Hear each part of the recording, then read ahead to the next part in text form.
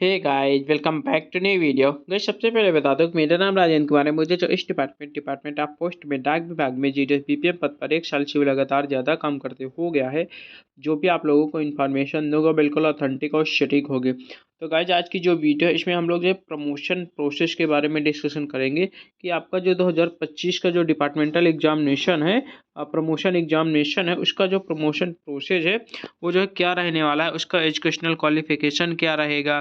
ठीक है, यानी कि आपका जो एजुकेशनल क्वालिफिकेशन कितना मांगता है, आप जब एमटीएस में प्रमोशन लेना चाहते हो तो कितना आपको जो है एजुकेशन होना चाहिए। आप जब जो है मान लो पोस्टमैन मेल गार्ड का अगर आप जो है प्रमोशन लेना चाहते हो तो उसके लिए क्या एजुकेशनल क्वालिफिकेशन होना चाहिए, या फिर आप जो है पीएएसए या फिर आप इंस्पेक्टर पोस्ट के लिए अगर प्रमोशन लेना चाहते हो तो मैक्सिमम एजुकेशनल क्वालिफिकेशन क्या मांगता है। और एक चीज़ और कि प्रमोशन के बाद जो है आपकी एग्जैक्ट सैलरी कितना मिलती है। जब आपका जो है जीडीएस टू प्रमोशन हो जाता है तब आपकी जो है एग्जैक्टली सैलरी कितना मिलती है। तो इन्हीं सब के बारे में आज की इस वीडियो हम लोग पूरा चर्चा करने वाले हैं, तो आप लोग पूरा वीडियो ज़रूर देखिएगा। अगर मेरे इस चैनल पर नए हो, अगर अभी तक सब्सक्राइब नहीं किया हुआ है तो प्लीज़ चैनल को सब्सक्राइब जरूर कर लें, क्योंकि इस चैनल पर आप लोगों को जीडीएस की रिकॉर्डिंग पल पल की और ऑथेंटिक अपडेट मिलती रहती है। एक चीज़ और बता देते हो, अगर आप लोग जो इस चैनल पे नए हो और प्लेलिस्ट वाले ऑप्शन पे नहीं गए हो, वहाँ पे आप लोग जाना, आपको बहुत सारी प्लेलिस्ट मिल जाएंगी। जैसे जीडीएस जनवरी 2025 शेड्यूल 1 वैकेंसी की रिगार्डिंग, इंडिया पोस्ट जीडीएस की रिगार्डिंग, सैलरी स्लिप जीडीएस जुलाई 2024 vacancy, GDS TMTS postman mail guard promotion examination, GDS rule थे online transfer portal, GDS first document verification, GDS second document verification, Darpan app, IPPBC, ELC, ये सभी playlist इसी channel पे मिल जाएंगी। जो भी आप लोगों के मन में कन्फ्यूजन चल रहा हो, आप लोग इन सभी प्लेलिस्ट पे जाकर अपना कन्फ्यूजन दूर कर सकते हो। तो गाइज, यहाँ पे आप लोग देख रहे होंगे प्रमोशन का जो आपका 2025 जीडीएस टू जो भी प्रमोशन एग्जामिनेशन है, उसी की रिकॉर्डिंग यहाँ पे जो है पूरा चार्ट यहाँ पे आप लोग देख रहे होंगे। इसमें हम लोग जो एक एक करके यहाँ पे बातचीत करेंगे, एक एक पोस्ट की अलग अलग हम लोग जो है पूरा डिस्कशन करेंगे। सबसे पहला जो हमारा है वो है हमारा जीडीएस टू एमटीएस, यानी कि जो सबसे पहला स्टेज होता है आपका जब आप लोग प्रमोशन के लिए एलिजिबल होते हो, तो वो होता है आपका एमटीएस का एग्ज़ाम। ठीक है, पोस्टल डिपार्टमेंट में जो आपका प्रमोशन का सबसे फर्स्ट स्टेप होता है वो जो है एमटीएस का होता है। यानी कि अगर कोई जीडीएस कैंडिडेट है जो कि एमटीएस के लिए प्रमोशन एग्जामिनेशन के लिए अगर वो प्रमोशन लेना चाहता है तो उसके लिए क्या क्या जो है यहाँ पे क्वालिफिकेशन होना चाहिए, उसके रिगार्डिंग हम लोग बात करेंगे। सबसे पहली चीज़ ये है कि उसका जो है 3 साल सर्विस कंप्लीट होना चाहिए। यानी कि वो अगर जो है जीडीएस आज जीडीएस 3 साल सर्विस कंप्लीट कर लिया है, 3 साल लगातार सर्विस।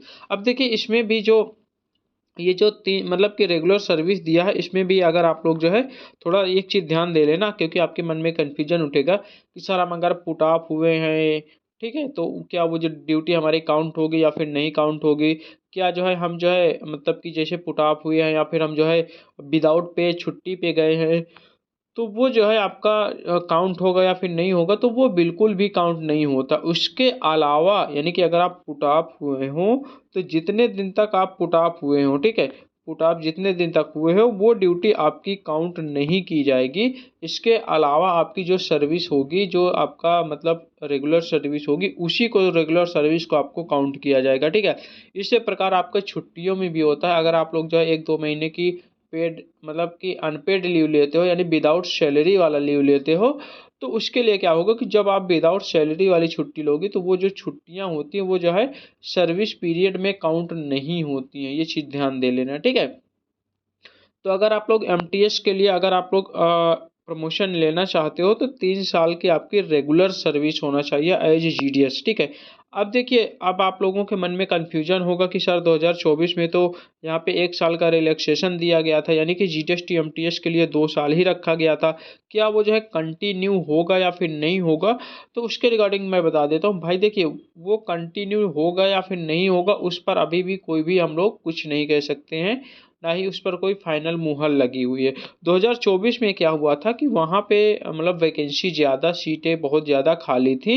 इस वजह से मतलब कि विभाग ने आदेश दिया था वहाँ पे 1 साल रिलैक्सेशन देके कि ज़्यादा बच्चे अप्लाई करें और ज़्यादा बच्चों का यहाँ पे सिलेक्शन हो, और जो हमारा डिपार्टमेंट में जो काम रुका हुआ है, जो मतलब कमी है पोस्टल एम्प्लॉय की, वो जो है कमी दूर हो सके, ठीक है, और हमारा कामकाज अच्छे से चल सके। इस वजह से 1 साल का रिलैक्सेशन दिया गया था हमारे 2024 डिपार्टमेंटल एग्जामिनेशन के लिए, रिलैक्सेशन दिया गया था। लेकिन 2025 में ये रिलैक्सेशन मिलेगा या फिर नहीं मिलेगा, इस पर अभी हम लोग कुछ भी टिप्पणी नहीं कह सकते हैं। वो जब आपका सर्कल वाइज नोटिफिकेशन आएगा, आपका जो है डिपार्टमेंटल एग्जामिनेशन वाला, ठीक है, यानी कि प्रमोशन एग्जामिनेशन वाला, जब आपका सर्कल वाइज यहाँ पे कैलेंडर आएगा या फिर नोटिफिकेशन आएगा, तभी आपका क्लियर हो पाएगा, ठीक है। अभी से कुछ नहीं कहा जा सकता। हालांकि कैलेंडर आ चुका है, 2025 का जो प्रमोशन एग्जामिनेशन है डाक विभाग का, उसका कैलेंडर हालांकि आ चुका है। मैंने वीडियो भी बनाया, आप लोग जाके देख भी लेना। कैलेंडर आ चुका है, जुलाई अगस्त से आपके एग्जाम्स स्टार्ट हो चुके हैं, ठीक है। तो आप लोग अभी से तैयारी स्टार्ट कर दीजिएगा। जितने भी कैंडिडेट हमारे जो है अभी मान के चलो तैयारी नहीं कर रहे हैं और एलिजिबल है, वो लोग जो है तैयारी कीजिएगा।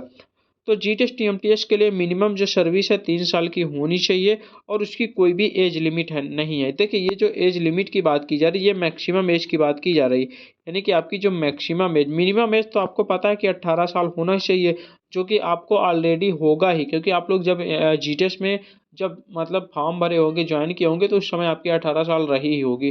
तो मिनिमम एज का यहाँ पे कोई लफड़ा नहीं है, लेकिन मैक्सिमम एज का लफड़ा है।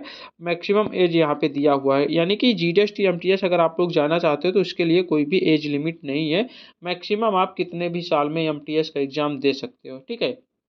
ये चीज़ है, यानी कि अगर, क्योंकि एमटीएस की सर्विस 59 साल की होती है, यानी कि 59 साल आपकी अगर एज हो जाएगी, तब 60 साल अगर आपकी एज हो जाएगी, तो वहाँ पे जो है आप एमटीएस मतलब रिटायरमेंट हो जाएगा। तो इस वजह से अगर आप लोग देखा जाए, तो अगर आप रिटायरमेंट मान के चलो, आपकी एज अगर 60 के ऊपर हो गई है, तब आप लोग एमटीएस के लिए एलिजिबल नहीं होंगे। अगर 60 से नीचे है, तभी आप लोग जो है एमटीएस के लिए एलिजिबल हो गए। ये चीज़ ध्यान दे लेना। यहाँ एनए का मतलब यही है, हर डिपार्टमेंट मतलब ये एनए है, इसका मतलब आप लोग 60 साल लिख ले लीजिएगा, यानी कि मैक्सिमम 60 साल, यहाँ पे 60 क्या 59 लिख ले लीजिए, क्योंकि अगर आप लोग जो 60 साल के हो जाओगे तो वैसे भी नहीं भर पाओगे। तो अगर आप 59 साल के होगे तो आप लोग भर सकते हो, और 1 साल के लिए आप जो है मतलब कि प्रमोशन ले सकते हो, यानी कि 59 साल ही इसको मानिए। जो एनए लिखा है जहाँ जहाँ पे भी, वहाँ आप लोग 59 साल ही मानिएगा, ठीक है। तो पहला हमारा हो गया एमटीएस, जो कि 3 साल, और एज लिमिट कुछ नहीं होती। 10th एजुकेशनल क्वालिफिकेशन आपकी 10th ही मांगती है, जो कि आपके ऑलरेडी जीटीएस में रहता है, उसके कोई दिक्कत नहीं है। उसके बाद लेवल 1 की जॉब होती है। उसके बाद आपका जो बेसिक होता है, यानी कि टीआरसीए होता है, वो जो है 18,000 रुपया बेसिक होता है। उसके बाद आपका डीए टीए एंड पीपीए ये सब जो है लगता है। उसके बाद आपका जो एमटीएस की इस टाइम की जो सैलरी है, यानी कि 7वां पे कमीशन के रिकॉर्डिंग जो सैलरी अभी बन रही है, वो लगभग 30,000 के आसपास बन रही है। 30K के आसपास, 30,000 के आसपास सैलरी बन रही जो एमटीएस की है। उसके बाद अगर हम लोग बात करें जीटीएस टू, अगर कोई पोस्टमैन या फिर मेल गार्ड का एग्जाम देना चाहता है, पोस्टमैन मेल गार्ड एक ही चीज़ होता है। अगर आप लोग आईजीजीटीएस हो और पोस्टमैन मेल गार्ड का एग्ज़ाम देना चाहते हो, तो आपका 5 साल सर्विस होना चाहिए, और आपकी मैक्सिमम एज 50 साल होनी चाहिए। अगर आप 50 साल के हो गए हो, तब उसके ऊपर अगर हो जाओगे, तब आप पोस्टमैन और मेल गार्ड के लिए एलिजिबल नहीं होगे। उसके लिए भी आपका 10th ही मांगता है। और ये जो है लेवल 3 की जॉब होती है, जो कि हमारा 21,700 रुपया यहाँ पे जो है, यहाँ पे इनका बेसिक पे होता है। अगर इनका टोटल सैलरी की बात करेंगे, तो लगभग इनका सैलरी मान के चलो होती है पोस्टमैन मेल गार्ड की 35, आई थिंक जो है 35 के ऊपर होती है, ठीक है। 35 और 40 के बीच में होती है। आप लोग 40 मान लीजिएगा कि लगभग 40 के आसपास ही होती है।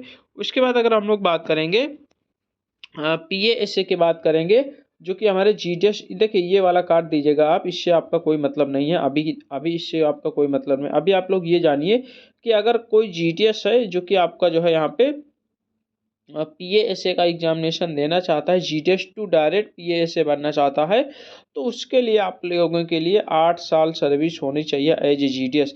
यानी कि अगर आप 8 साल एज ए जीटीएस काम कर चुके हो, तभी आप लोग जो है पीएएसए के लिए एलिजिबल हो गए।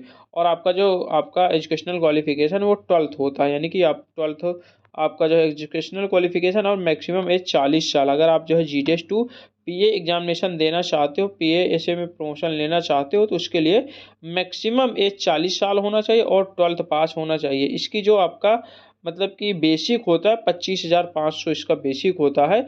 अगर हम इसकी टोटल सैलरी की बात करेंगे तो लगभग 45,000 के आसपास इसकी सैलरी यहाँ पे मिलती है, ठीक है, टोटल सैलरी की बात कर रहे हैं।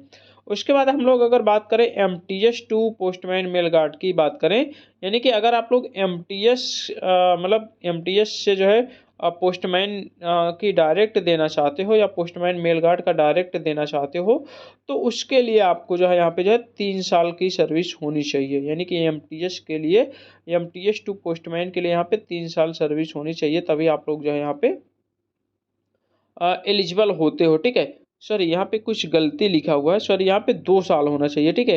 यानी कि अगर आप लोग MTS मान के चलो, पहले GTS टू MTS हो गए, ठीक है। अगर इस टाइम पे MTS हो और आप लोग जो है पोस्टमैन और मेल गार्ड की देना चाहते हो, तो उसके लिए आपको जो है 2 साल सर्विस होनी चाहिए। यहाँ पे गलती किया हुआ है, यहाँ पे 2 साल होना चाहिए, ठीक है। 2 साल आपकी जो है सर्विस MTS में अगर आपका 2 साल कंप्लीट हो जाएगा और जो है आपका जो है पोस्टमैन के लिए जो है यहाँ पे एलिजिबल हो जाओगे। यानी कि GTS टू 3 साल होता है और 2 साल MTS, यानी टोटल 5 साल। अगर आप लोग GTS टू डायरेक्ट लेना चाहोगे तो 5 साल, अगर MTS के थ्रू आप जाओगे तो यहाँ पे 2 साल होता है, ठीक है।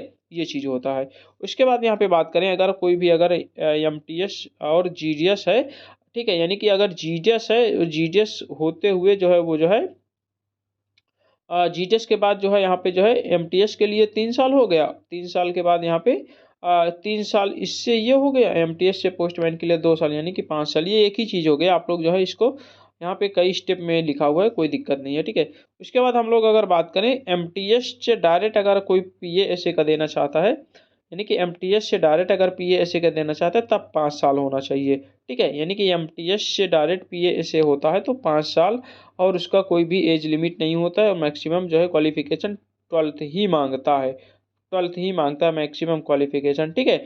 उसके बाद आपका यहाँ पे जो है 25,500 इसका बेसिक पे होता है, ठीक है, PA का। अगर पोस्टमैन से PA देना चाहते हो तो 3 साल होता है, ठीक है। उसके बाद 25,500 इसका भी होता है। पोस्टमैन प्लस MTS अगर आप जो है क्वालिफाइड हो, उसके बाद PA एग्जामिनेशन देना चाहते हो तो अब 5 साल होता है, ठीक है। उसके बाद हम लोग बात करें, पोस्टमैन हो, GTS टू MTS गए हो, MTS टू पोस्टमैन गए हो, उसके बाद अगर आप लोग PA देना चाहते हो तो यहाँ पे देखिए, यहाँ पे ध्यान देना है। अगर GTS टू MTS जाओगे तो 3 साल ये हो गया, उसके बाद MTS टू पोस्टमैन 2 साल ये हो गया, यानी कि 5 साल आपका होगा ये। अब 5 साल ये हो गया, पोस्टमैन अब बन गए हो, ठीक है। पोस्टमैन बनने के बाद आपका जब 5 साल में पोस्टमैन बन जाओगे तो आपका जो है 3 साल की सर्विस और होना चाहिए, यानी कि आपका जो है 5 3 8 साल हो गया। 8 साल में अगर आप लोग डायरेक्ट GTS टू देना चाहते हो तो GTS टू डायरेक्ट 8 साल PA दे सकते हो। अगर आप जो है MTS या फिर पोस्टमैन, MTS से डायरेक्ट जाओगे तो 5 साल, उसके बाद पोस्टमैन से डायरेक्ट जाओगे तो 3 साल, ठीक है। यानी कि ये कैलकुलेशन आप लोग समझ लीजिएगा। GTS टू 3 साल MTS हो गया, अगर MTS से पोस्टमैन जाओगे तो 2 साल और हो गया, 5 साल हो गया। अगर पोस्टमैन से PA जाओगे तो 3 साल और हो जाएगा, यानी कि टोटल 8 साल यहाँ पे लगता है। वो चाहे आप GTS टू डायरेक्ट जाओ, चाहे आप लोग MTS पहले बनो फिर पोस्टमैन बनो फिर PA बनो, यानी कि आपकी एज मतलब कि जो आपका सर्विस पीरियड है वो उतना ही मांगता है। ये चीज़ ध्यान दे लेना, ठीक है। उसके बाद देखिए एक चीज़ और है, अगर GTS टू डायरेक्ट प्रमोशन केवल PA तक ही होता है, यानी कि अगर आप लोग GTS से डायरेक्ट प्रमोशन लेना चाहते हो तो मैक्सिमम जो आपका प्रमोशन का जो चांस है या GTS से, वो केवल और केवल PA तक ही सीमित है। अगर उससे ऊपर आपको प्रमोशन लेना है तो उसके लिए आप GTS टू डायरेक्ट नहीं जा सकते, यानी कि अगर आपको इंस्पेक्टर वगैरह बनना है, FDI बनना है, तो आप लोग GTS से डायरेक्ट FDI का एग्ज़ाम नहीं दे सकते हो। उसके लिए आपको जो है कम से कम PA का एग्जामिनेशन क्वालिफाई ही करना पड़ेगा। कहने का मतलब ये है कि अगर आपको इंस्पेक्टर पोस्ट के लिए प्रमोशन चाहिए तो आपको PA पहले होना ही चाहिए, ठीक है, तभी आप लोग जो है यहाँ पे बन सकते हो, ठीक है। यानी कि PA से अगर आप लोग IPO बनोगे, इंस्पेक्टर आप पोस्ट बनोगे, तो उस समय आपकी 8 साल सर्विस होनी चाहिए, मैक्सिमम एज 45 साल होनी चाहिए, और लेवल 7 की यहाँ पे जॉब होती है। 44,900 इनका बेसिक होता है जो आपके इंस्पेक्टर होते हैं। लेकिन इनका अगर आप लोग टोटल सैलरी की बात करोगे तो लमसम इनका आई थिंक जो है 60,000 के लमसम इनकी सैलरी होती है, 60,000 अराउंड जो है होती है, ठीक है। उसके बाद IPO से डायरेक्ट अगर आप SP या फिर AD बनना चाहते हो, IP से डायरेक्ट SP AD बनेगे, इससे पहले आप लोग नहीं बन पाओगे बिना IP के, ठीक है।